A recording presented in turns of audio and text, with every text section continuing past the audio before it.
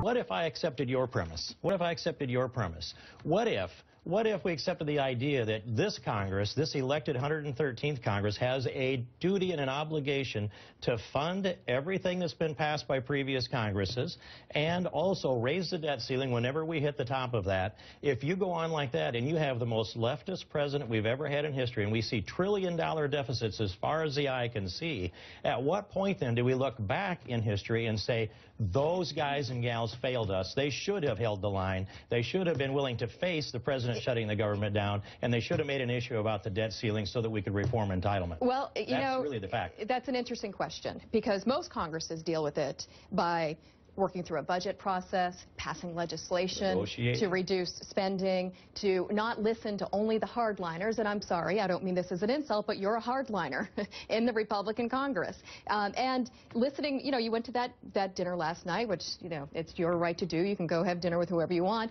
But reports today, there was a secret dinner with Ted Cruz, and you were plotting your strategy to hold the line, on keeping the government shut down so that you can defund Obamacare.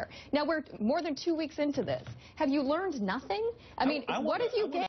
What have you gained? And I want to move the debt ceiling, and I want to do it prudently. And I offered Donna this proposal the last time we had this conversation. You were at the table, Stephanie.